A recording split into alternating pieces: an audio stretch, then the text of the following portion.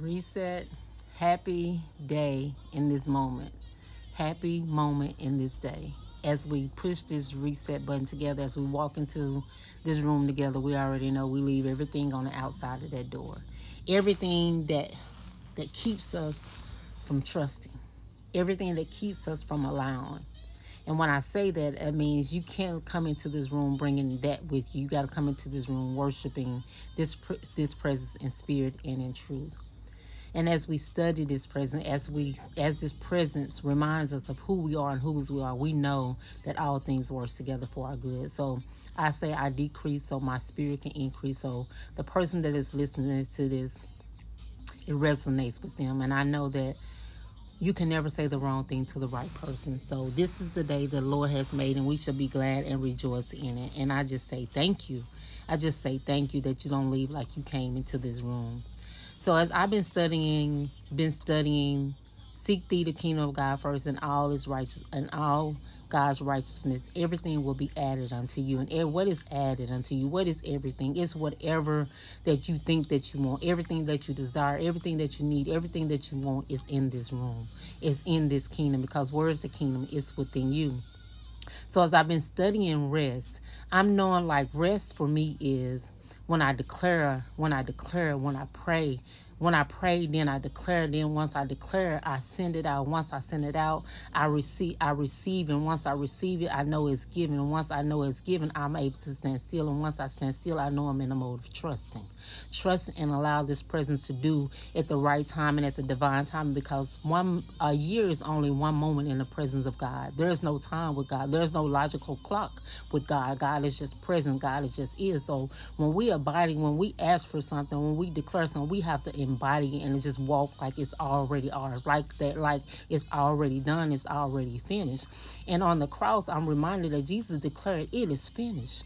The work of redemption was complete. And when you know that you've done all that you can do, all that you said and prayed all that you can pray and declared all that you declared, you have to receive it and know that it is complete, because the word says, "Ask and it will be given unto you. Seek and you will find. Knock and the door should be open." And you just have to know that. And God Himself modeled this principle in creation. After creating the heavens and the earth, He rested on the seventh day. And the seventh day is not on Sunday.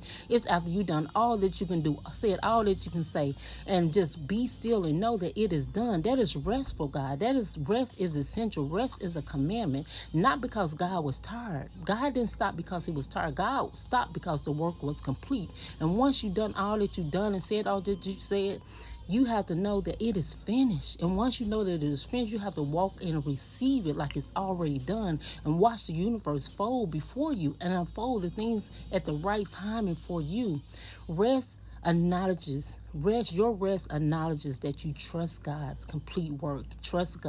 You trust God's divine timing and His ongoing faithfulness. God has been faithful to you. Look at your life. Look at the things around you. Look at the things you've been through. Look at the things that you're getting through. Look at the things that you once prayed for is right there before you.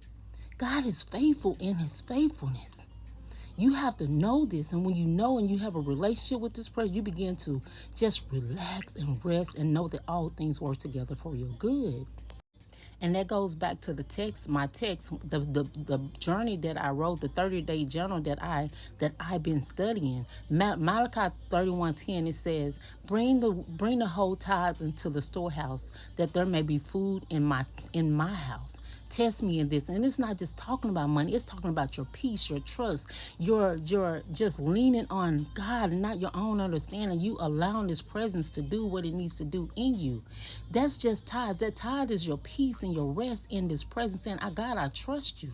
God, I know you're working things out for me. I don't care what I see, but I know you're working things out for me. So the reflection of this day is generosity is the act of faith.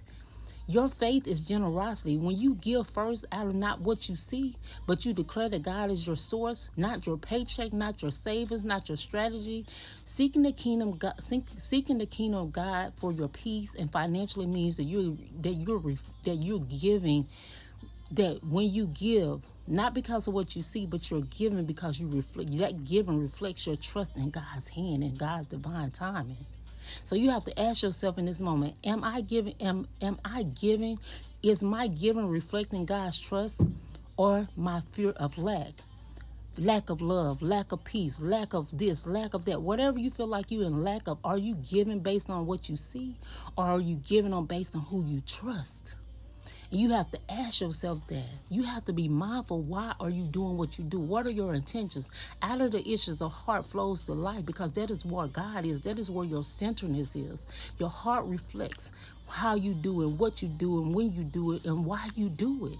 So ask yourself, when I'm giving, where am I giving from? Out of a place of lack, or out of a place of an overflow, or out of a place of abundance? Because when you seek that presence, everything is added unto you, and there's no lack. You know God is your source, and you will always have more than enough. That's your peace. That's your faith. That's your joy. And that's your love. You guys, I love you, and you cannot take it back. Stay focused and motivated in grace that is keeping you. And remember, you're crafted by greatness. It's me, God.